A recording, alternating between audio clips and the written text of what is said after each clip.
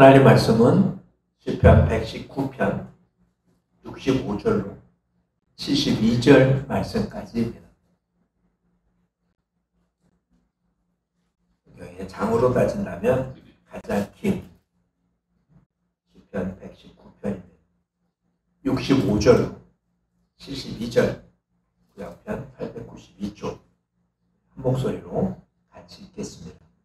여호와여, 주의 말씀대로 주의 종을 선대하셨나이다. 내가 주의 계명들을 믿었사오니 좋은 명철과 지식을 내게 가르치소서. 고난당하기 전에는 내가 그릇 행하였더니 이제는 주의 말씀을 지키나이다. 주는 선하사 선을 행하시고 주의 율례들로 나를 가르치소서. 교만한 자들이 거짓을 지어 나를 치려하였사오나 나는 전심으로 주의 법도들을 지키리라. 그들의 마음은 살쪄서 기름덩이 같으나 나는 주의 법을 즐거워하나이다. 고난당하는 것이 내게 유익이라. 이로 말미암아 내가 주의 율례들을 배우게 되었나이다. 주의 입의 법이 내게는 천천 금은보다 좋으니이다. 아멘. 우리의 삶에 고통이나 고난이 없으면 얼마나 좋겠습니까? 육체에 아무런 문제도 없고 생활 속에 경제적인 어떤 문제도 존재하지 않고 또한 인간관계 속에 다툼도 없는 그런 평안한 삶의 연속, 그냥 꿈속에 그리는 천국의 모습이 우리의 생활 속에 언제나 있으면 얼마나 좋겠습니까? 근데 현실은 결코 그렇지 않음을 우리는 잘 압니다. 도대체 이 땅에 하나님이 보시기에 좋았다라고 했던 이 세상이 고통이 많은 세상이 된 이유는 세상 누구도 그 원인을 이야기할 수 없지만 성경이 분명히 말하죠. 인간이 범죄함으로 이 땅에 이와 같은 모습들, 고통, 슬픔, 아픔, 죽음이 이 땅에 임하게 된 것입니다. 그러니까 우리는 살면서 고통을 만들거나 그냥 어쩌다 고통을 만나는 게 아니라 어찌 보면 범죄한 이후에는 고통이 일상적인 모습이고 반대로 고통이 없는 게 이상한, 그것이 정상적인 우리의 사고방식이 되어야 되는데 결코 그렇진 않죠. 우리는 언제나 파라다이스를 추구하고 살기 때문에 고통은 잘못된 것인 양 착각하게 됩니다. 근데 세상이 고통스러운 건 이해가 되는데 하나님이 이스라엘 백성, 하나님의 자녀들에게 예레미야서를 통해서 말하기를 고난받는 게 하나님 뜻 아니라고 분명히 하셨잖아요.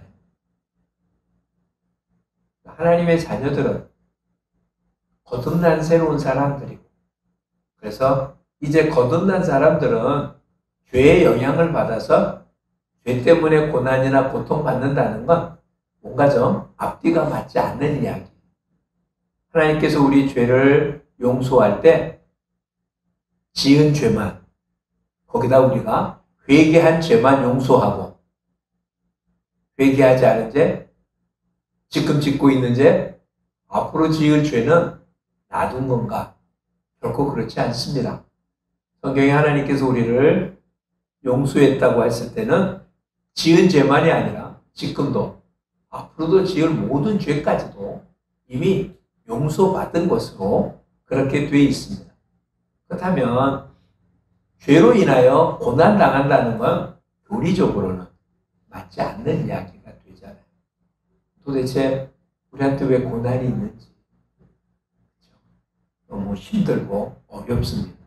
이 고난이 그냥 고난 정도면 좋겠는데 솔직히 견딜 수 없을 만큼 아픔이나 슬픔, 괴로움이 따르기 때문에 문제가 되죠. 오죽했으면 사도 베드로는 불시험이라는 단어를 썼을까요?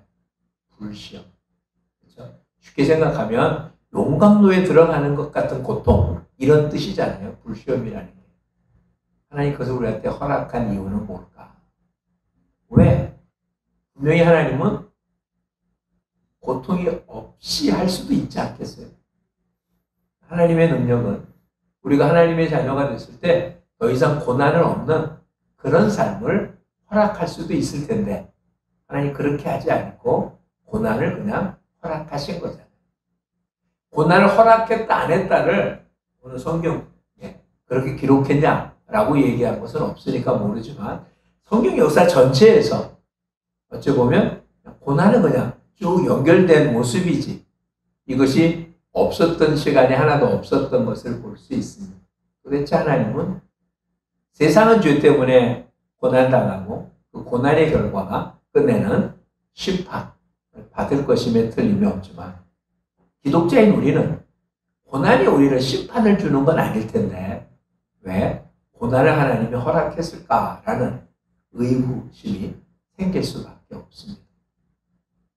오늘 우리가 제목으로 삼은 것처럼 고난은 또 다른 축복이라는 표현을 우리가 많이 들어봤습니다. 한홍 목사님은 이렇게 표현했네요. 고통은, 고난은 내용물은 좋은데 포장이 나쁜 선물과 같다. 그러니까 고난이라는 포장은 추하지만 그 껍질을 하나 둘 벗겨나가면 하나님의 아름다운 계획과 인도하심이 그 속에 들어있다. 우리가 고난이 힘든 이유는 하나님께 받긴 받았는데 뭘 받았다고요? 형편없는 포장지로 싸진 무엇을 받은 거예요. 그게 고통이라는 추한 포장지. 그래서 우리는 그 속에 있는 선물을 뜯어볼 생각도 안 하죠. 워낙 추하게 쌌으니까 아예 내 인생 가운데 없으면 좋을 거라서 빨랑 쳐버렸습니다. 고통이 없었으면 좋은데 그걸 쳐버리면 어떡할까요? 하나 치면 두 개가 오고 두 개 치면 네 개가 오고 이런 식으로. 왜? 하나님 우리에게 주려고 한 게 뭐였으니까? 고통 속에 있는 그 선물이었거든요. 근데 그 선물을 안 받았으니까 하나님은 포기한 게 아니라 그 선물을 받을 때까지 어떻게 한다고요? 고통이라는 포장지로 싼 선물을 계속 택배로 보낼 거예요. 어떤 때는 경제적인 고통, 어떤 때는 육체적인 고통으로, 어떤 때는 인간관계 속의 고통으로, 어떤 때는 뭐 스트레스가 쌓여서 뭐 등등.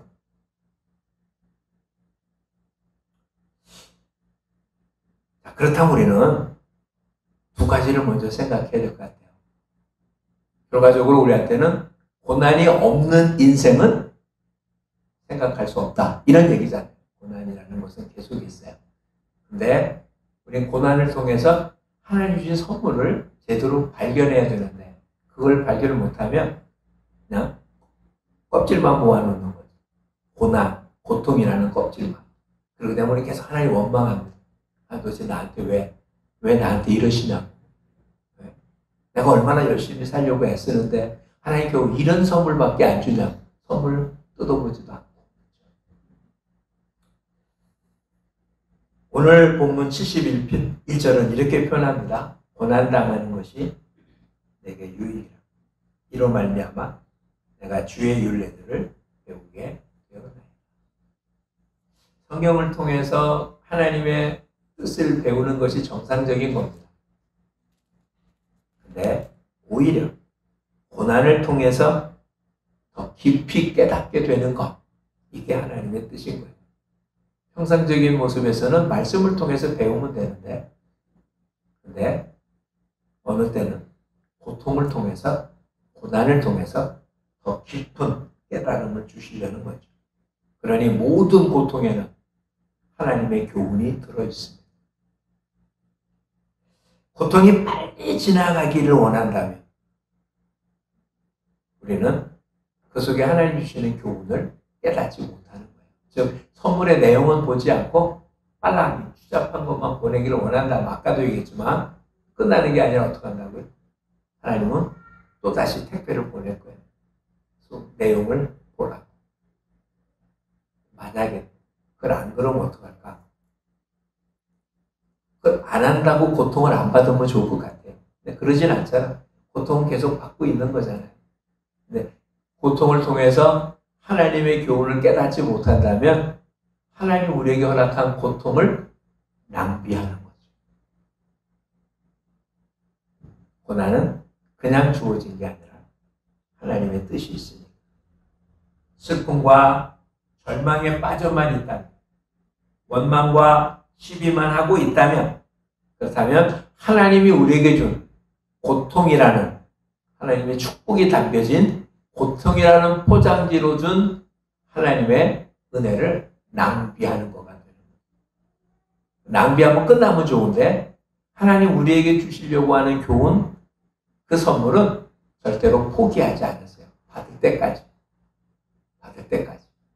반복적으로 그것을 허락하실 거예요. 그러니 이제는 우리한테 주어진 고난, 고통이라는 것을 결코 낭비하지 말고 그 속에 주어진 하나님의 선물을 제대로 받아야 될 것입니다. 고난에 해당되는 여러 가지 교훈들을 한번 살펴보기 원합니다. 첫째는 고난은 영원하지 않고 반드시 끝이 있다. 고난은 계속되어지는 건 분명하지만 이 고난에 끝이 없는 모습이 아니라 고난의 끝은 있어요. 시편 23편 4절 말씀은 우리가 잘 아는 말씀이죠. 내가 사망의 음침한 골짜기로 다닐지라도 해를 두려워하지 않을 것은 주께서 나와 함께 하심이라. 영어 성경에 뭐라고 기록됐냐면요. I walk. 내가 고난의 골짜기를 걸어간다. 이렇게 된 거예요. 주님과 함께. 즉 그러니까 고난은 막혀있는 어떤 막다른 골목이 아니고요. 골짜기예요. 지나가는 거죠. 지나가는 통로인 거예요. 근데 우리는 그렇게 생각을 못하죠. 계속 있을 것처럼. 우리 인생이 그래요. 며칠 전에 중국 단양을 다녀왔습니다. 여기서 전상 내비가 가르쳐주는 대로 갔잖아요. 중부 고속도로 타다가 고속도로 여군을 거쳐서 갔는데 터널만 20개를 넘게 갔어요. 터널만 20개. 뭐 어느 곳은 가끔 있는 게 아니라 터널 넘보가 무슨 터널 1, 무슨 터널 2, 무슨 터널 3, 무슨 터널 4 이렇게. 그러니까 하나의 고난이라는 터널을 지나면 끝난 게 아니고요. 또 다른 고난의 터널이 있고 그것 지나면 끝난 게 아니라 또 다른. 이제는 뭐 없나 보다라고 생각했는데 한참 가다 보면 고난이 또 하나 생깁니다. 대부분 뭐 산을 뚫어서 생긴 터널이잖아요. 근데 중간에는 이런 것도 있죠. 동물들 지나가게 만든. 원래는 터널이 아닙니다. 완전히 산 뚝 뚫어버린 건데 이쪽하고 이쪽하고 동물들 지나가라고 동물들 다니는 육교처럼 만들어 놓은 것. 뭐 내비에는 그걸 터널이라고 부르진 않던데. 근데 아마 시내 다닐 때 그것도 국도를 다닐 때 그것도 터널이라는 말로 씁니다. 어떻게 보면 그게 인생인 거예요. 가다 보면 터널 항상 만나는 건 그냥 우리는 살면서 당연하다고 느끼는 거잖아요. 우리나라 같이 산이 많은 나라는. 그렇죠? 여기서 양양 고속도로를 타면 또 어떻습니까? 계속 터널이죠. 그런데 인생은 그럴 거라는 생각을 안 하는 거예요. 영적인 삶도 그렇다는 생각을 안 하는 거예요. 더군다나 가는 도중에 나는 계속 흐렸었는데 어느 지점에 가니까 비가 왔습니다. 터널 2개인가 지났더니 거기 비가 안 와요. 터널 2개 지나는 동안에 시간이 얼마나 지났겠습니까? 10분도 안 지났습니다. 10분 전에는 비가 왔는데 10분 뒤에는. 장소가 다르죠? 산 하나 넘어간 거예요. 산 저쪽은 비가 오는데 산 이쪽은 비가 안 오고 해가 안 옵니다. 인생이 그래요. 특별한 모습이 아닌 것 같은데 비가 오고 왜 비가 끝인지 모르는데 비가 안 오고 정말 성경의 표현대로 한다면 내일 일을 예약할 수가 없어요. 어떤 일이 생길지 모르는 거잖아요. 그렇죠? 그냥 가는 거예요. 문제는 여기 있습니다. 고난은 어떻다고요? 끝이 있다. 이건 아주 중요한 표현이에요. 그러니 끝이 있으니까 뭘 하면 안 됩니까? 절대로 포기하면 안 돼요. 고난을 대하는 가장 중요한 두 가지 변점이에요. 첫 번째 뭐라고요? 이 고난은 끝이 있습니다. 끝이 있다고 하나 지났으면 또 끝나는 게 아니라는 거죠. 계속해서 고난은 나타나겠지만 어떤 고난도 고난으로 끝나는 경우는 없다. 하나님이 그래서 끝까지 이끌고 나갈 거예요. 그래서 고난은 어떻게 한다고요? 절대로 포기하면 안 돼요. 81절을 한번 볼까요? 우리가 보진 않았는데 81절 같이 읽어볼까요? 나의 영혼이 주의 구원을 사모하기에 피곤하오나 나는 주의 말씀을 바라나이다. 87절 그들이 나를 세상에서 거의 멸하였으나 나는 주의 법도를 버리지 아니하였사오니. 피곤하였으나 거의 멸하였으나 이제 포기할 수밖에 없는 상황 같은데 포기하지 않고 어떻게 했다고요? 말씀을 바라보고 법도를 버리지 않고. 서커스 단원들이 공중근에 타기 뭐 이런 묘기를 합니다. 정말 굉장히 높잖아요. 그렇죠? 근데 그들이 거기서 그런 위험한 묘기를 할 수 있는 가장 중요한 건 뭘까요? 그런 근거는 밑에 안전구물이 쳐져 있기 때문에 그렇습니다. 훈련을 많이 했기 때문에 대부분 실수하지 않습니다. 근데 사람인데 만에 하나 실수한다면 큰 사고잖아요. 그 높이로 계산된다면 사고 정도가 아니라 심하면 목숨을 잃을 정도가 되겠죠. 그런데도 그렇게 할 수 있는 것은 훈련을 많이 해서 절대로 떨어지지 않는다는 확신이 있기 때문이 아니라 떨어져도 괜찮다는 믿음 때문에 가능한 거잖아요. 그렇죠? 그러니까 그런 일을 하지 않고 그걸 포기하지 않고 계속할 수 있는 일은 뭐 때문에? 밑에 안전장치가 있기 때문에 그래 안전근무. 우리에게도 그렇죠. 하나님은 우리의 안전근무예요. 보통 고통이라는 엄청난 고난이라는 엄청난 모습이 있어서 도대체 어떻게 해야 될지 몰라서 포기하고 싶을 때 사방이 꽉 막히고 더 이상 경제적으로 헤어날 길이 없을 때 더 이상 스트레스를 이길 수 있을 만한 힘이 없을 때 정말 이제 손을 놔야 된다고 손을 놓으면 어떡한다고요? 죽는다고 생각하는 그때 하나님 우리 밑에 안전근무를 쳐놨기 때문에 포기하면 안 되는 거예요. 근데 문제는 여기 있어요.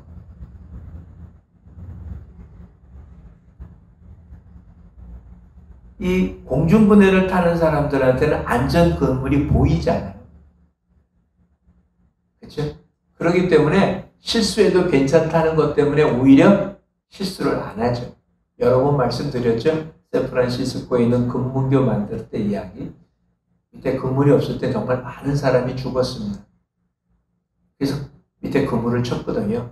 그랬더니 안 죽었어요. 그물 때문에 안 죽었는데 떨어졌는데 안전한 거다가 아니라 아예 떨어진 사람이 거의 없었어요. 떨어져도 괜찮다는 마음을 먹고 일한 사람들은 실수를 안 한 거예요. 근데 떨어지면 어떡하냐? 떨어지면 죽겠다는 마음을 갖고 있던 사람은 오히려 마음이 조급해서 실수해서 떨어진 게 많았어요. 떨어져도 괜찮다고 생각한 사람들은 오히려 떨어지지 않았고요. 떨어지면 어떨까라고 하는 사람은 떨어져 죽은 거예요.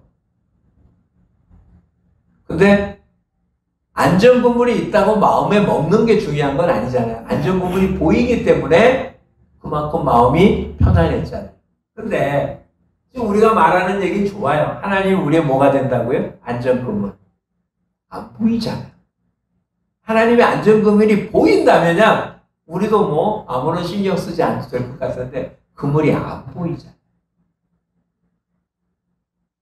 그러니 기도하지 않으면 하나님의 안전구물은 보이지 않으니까 항상 걱정하고 염려하고 근심하고 고통스럽게 살 수밖에 없는 거예요.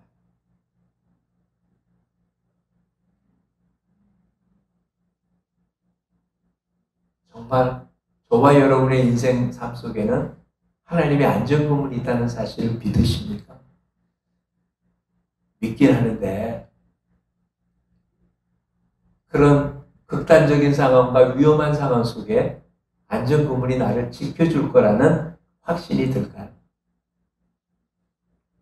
생각하는 것하고 실지하고 다른 거예요. 그러니 기도하지 않는다는 건 하나님의 안전그물을 완전히 믿기 때문에 기도하지 않는 게 아니고요. 내가 그렇게 위험하지 않다고 생각하기 때문에 기도하지 않는 것 아닐까요? 이렇게 한번 살펴보십시오. 요즘 우리 뉴스를 통해서 싱크홀이라는 얘기 자주 듣습니다. 어디는 굉장히 컸죠.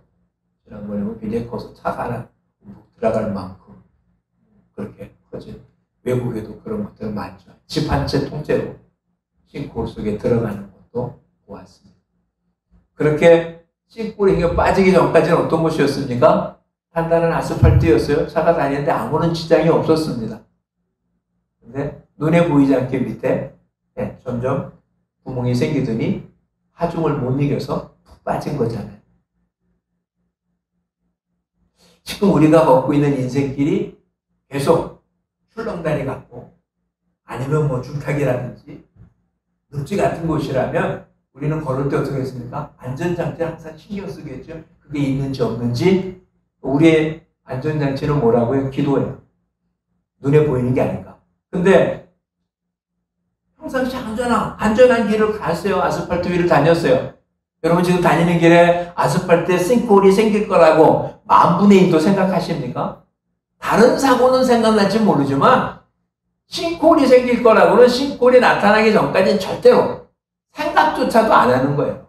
그렇죠? 그러니 뭐 거기에 대한 대비는 아무것도 안 합니다. 우리 인생길이 단단한 길을 걷는 건가요? 아니잖아요. 우리가 몇 주 동안 살펴본 것처럼 우리는 사막길을 걷는 거잖아요. 그런 인생길을 걸으면서 안전장치를 생각 안 하고 걷는다? 죽는 거잖아요. 기도하지 않고 산다는 것, 이게 얼마나 무모한 것인지를 한번 생각해 보십시오. 우리는 기도를 통해서 하나님의 안전장치를 늘 살펴봐야 돼요. 그래야 실수하지 않습니다. 만약에 실수해도 문제가 생기지 않습니다. 이제는 정말 고통을 이기는 방법, 고통이 없어지는 게 아니고요. 기도하는 거라는 걸 잊지 말기를 바랍니다.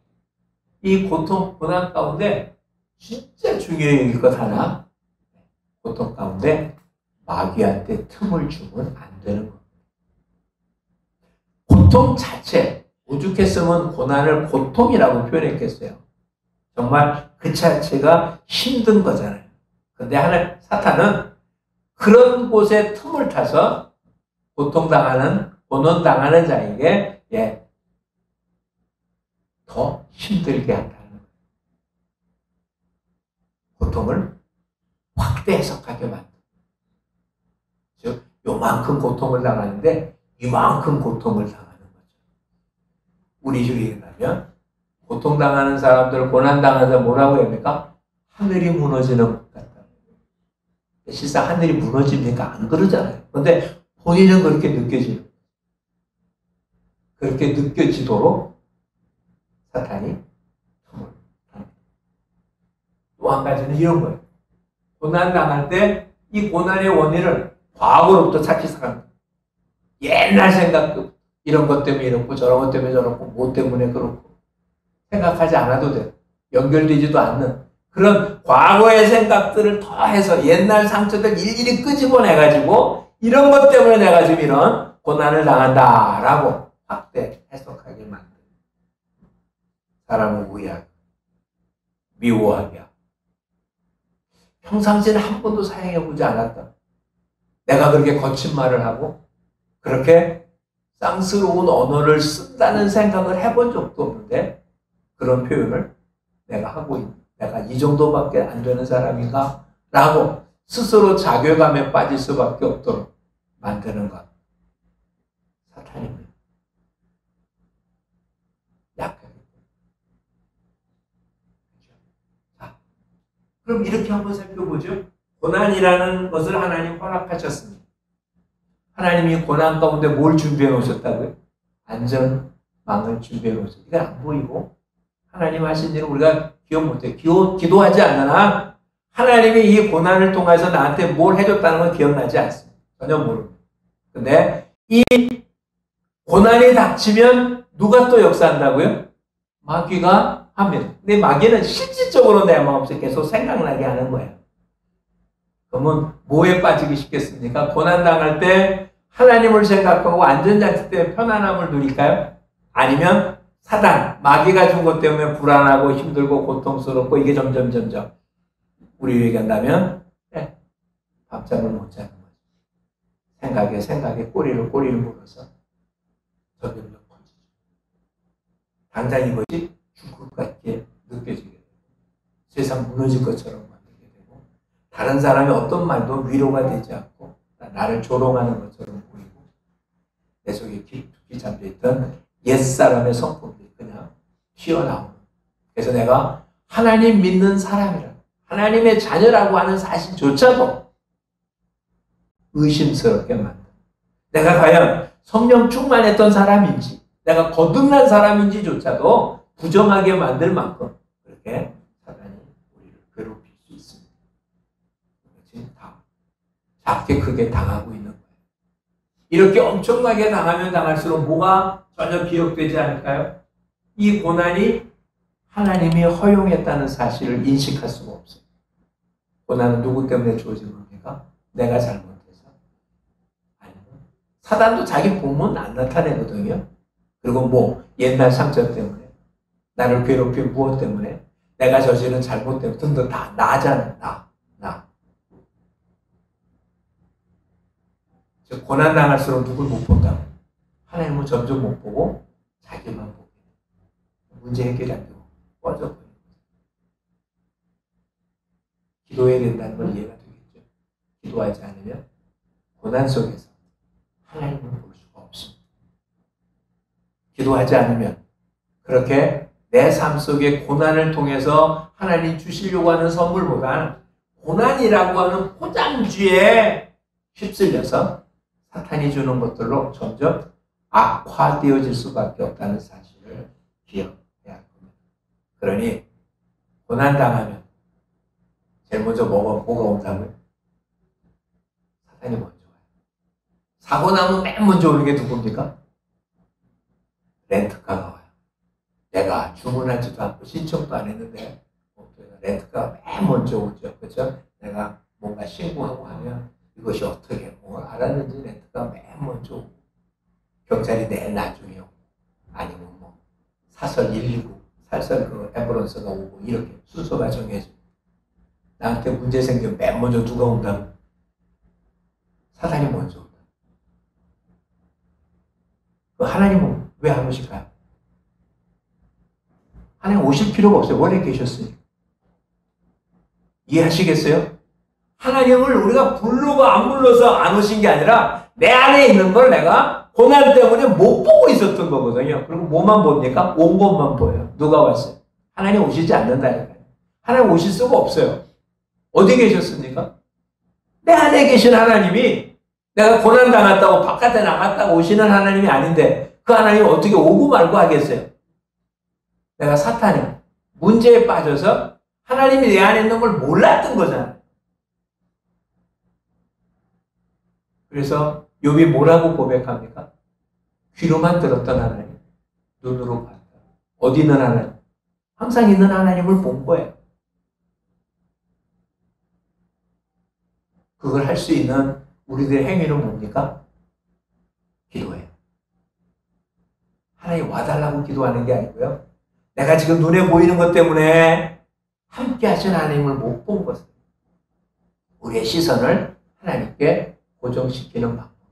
기도입니다. 네, 우리 모두가 경험해본 것처럼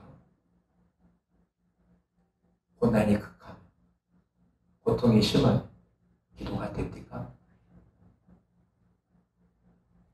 이론이에요, 이론. 고난당할 때 뭐하라? 기도하라. 그렇죠? 야고보다 더 뭐라고 했습니까? 네? 고난당하는 자는 기도할 것이요. 기쁜 자는 찬송 부를 것이요. 예, 맞아요.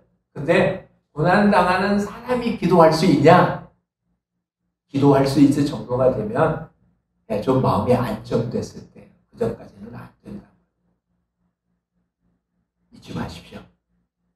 기도가 몸에 배어있지 않으면 진짜 기도가 필요할 때 기도할 수 없습니다. 누군가가 적극적으로 돕지 않으면 한동안 기도할 수 없어요. 그러니 얼마나 고통스러움이 있은 뒤에야 하나님을 만나게 되겠습니다. 평상시 기도하지 않았다면, 기도가 그냥 영적인 삶에 배어있지 않다면, 진짜 기도가 필요할 때 우리는 오히려 기도하지 못합니다. 하나님을 찾을 수 있을지 몰라요. 근데 그걸 기도라고 말할 수 없어요. 왜냐하면 고통 속에 그냥 부르짖는 부르짖음이지 기도라고 말할 수 없기 때문에 그래요. 그러니 이제는 정말 고난당한 다음에 기도해서 주님을 찾는 게 아니라 언제나 함께 계신 주님 때문에 나한테는 안전장치가 있다는 사실을 늘 인식하고 기도하는 삶으로 승리하는 모두가 되기를 축복합니다. 그런데도 이제 문제가 하나 생기잖아요. 고난받는 것이 내게 유익이다.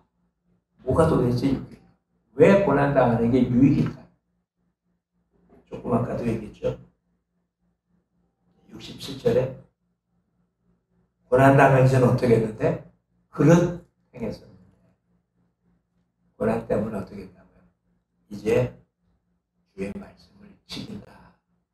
고난을 통해서 회개하고 죄를 깨닫게 됐기 때문에 복되다. 이런 거예요. 그래서 잠언은 뭐라고 얘기합니까? 아이에게 뭐라고요? 매를 아끼지 말래. 히브리서에는 뭐라고 기록되어 있습니까? 징계는 있는 거죠. 오히려 없으면 참 아들이 아니다 라고 얘기해요. 때린다 안 때리다는 얘기가 아니고요. 훈계잖아요. 하나님이 우리를 훈계하는 방법이 뭐다? 고난이라는 거죠.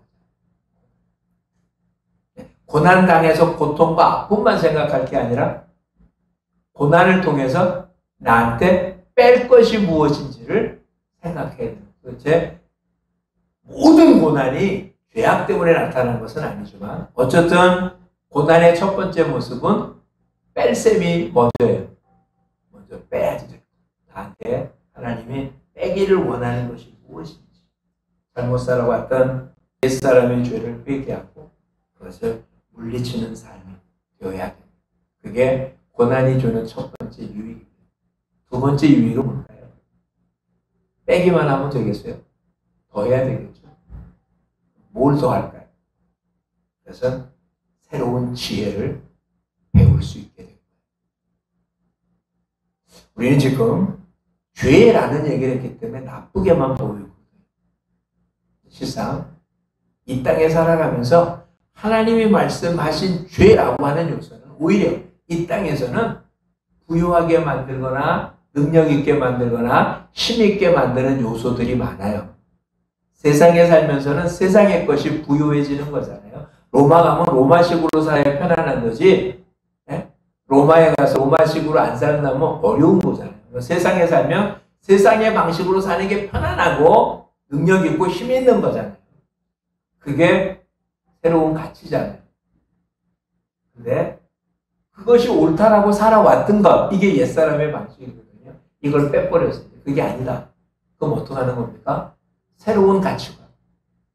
하나님 말씀의 가치관. 이거는 세상에서 봤을 때는 옳게 안 보이는 거예요. 세상에서 봤을 때 능력 있게 안 보이는 거예요. 여지껏 그렇게 살아왔어요. 근데 고난당한 뒤에는 세상에서 가치 있다고 여겼던 것이 별 볼 일이 없는 거죠.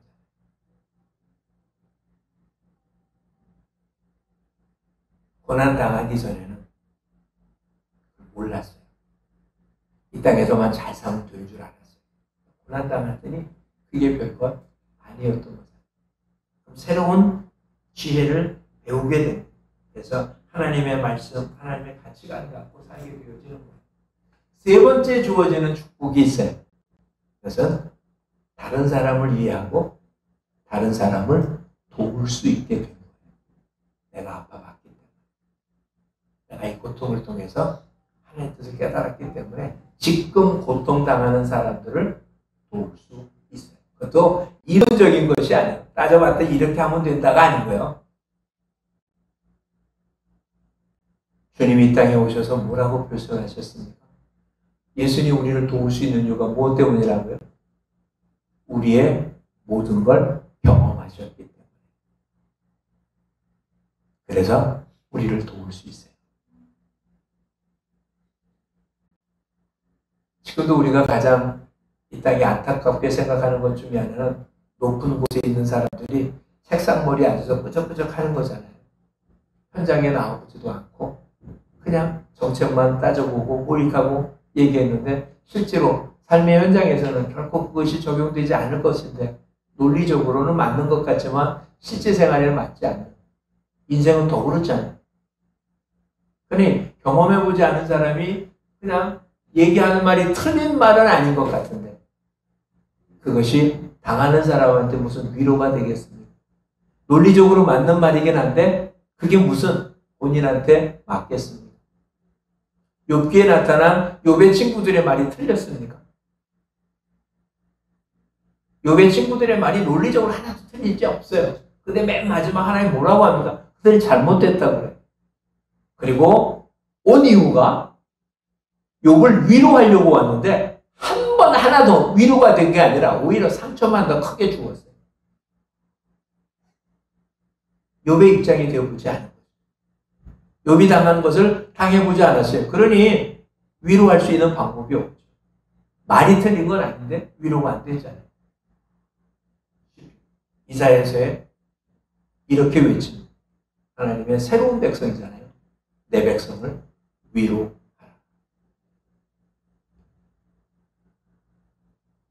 남쪽 유다가 망하고 포로되어 있는 상황에서 선지자들을 통해서 외친 말이 뭐냐? 이 백성을 위로하라는 거예요.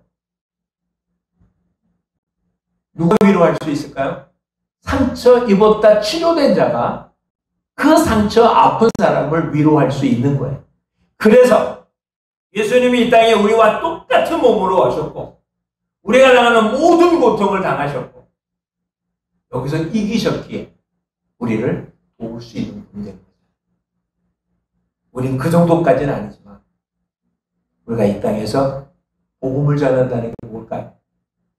단순히 하나님 말씀을 선포하면 끝나는 게 아니고요. 그들을 위로하고 하려면 그 아픔들을 같이 경험해야 되죠. 이 아픔을 통해서 주신 하나님의 은혜를 깨달아야 되죠. 본인은 모르지만 우리는 그 고통 속에 숨어있는 하나님의 보화를 알기에 주변의 사람들이 결코 포기하지 않고 그 보화를 알 때까지 계속 도와주어야 될 거잖아요. 누가 할 수 있을까요? 많이 당감받은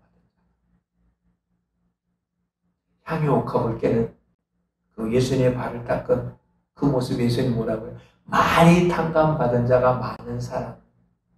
하나님이 우리한테 주신 고난의 모습에서 많은 걸 깨달은 자가 다른 고난받는 사람들 속에 그 속에 숨어있는 보화를 깨닫게 하려고 일할 수 있는 거거든요.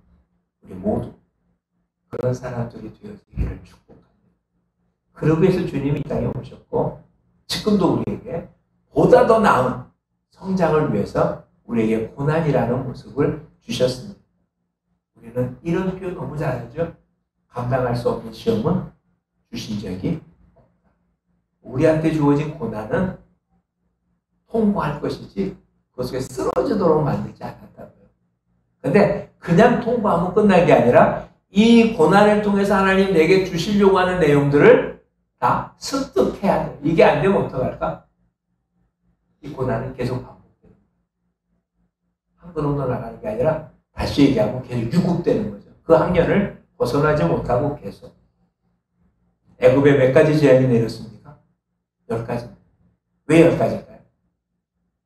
10번째 재앙이 내릴 때 맨 처음 재앙을 내리려고 할 때 하시려고 했던 말씀이 이루어져요.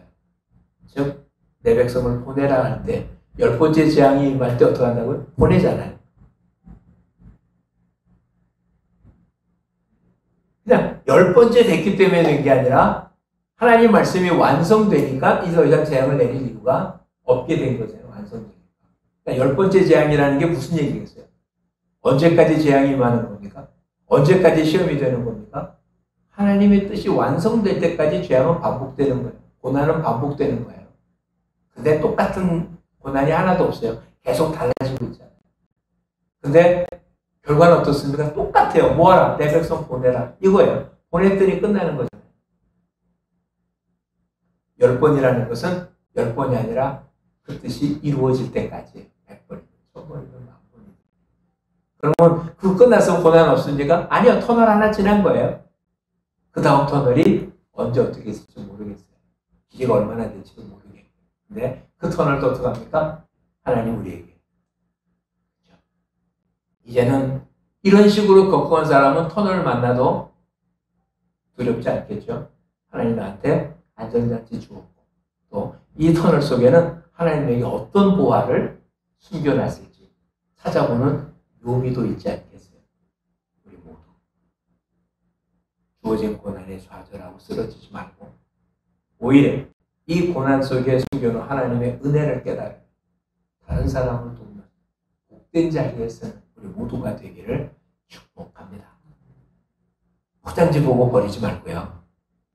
속을 다 뜯어보자. 결코 마귀한테 지지 말고 성령 충만함으로 이기는 일상상 속에 기도가 생활화되는 우리 모두가 되기를 축복합니다. 기도하겠습니다. 고맙습니다, 주님. 우리를 사랑하는 주님은 사랑의 모습이 그냥 항상 좋은 것이 좋은 게 아니라 하나님의 뜻을 이루어가기 위하여 우리의 훈련, 징계, 고난을 허락하시고 이를 통하여 우리를 다듬어가고 만들어가고 다시 한번 깨닫습니다.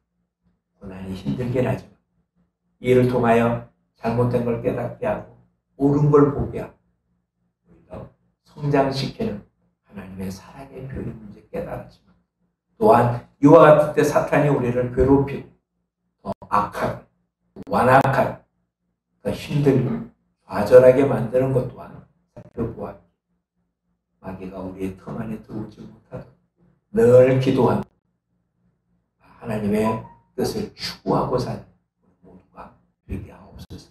이제는 우리 앞에 펼쳐진 일 속에 기회를 갖고 주님이 숨겨놓은 은총과 축복을 찾아가는 그런 흥미진진한 우리의 인생길을 걷는 우리 모두가 되게 하옵소서. 예수님 이름으로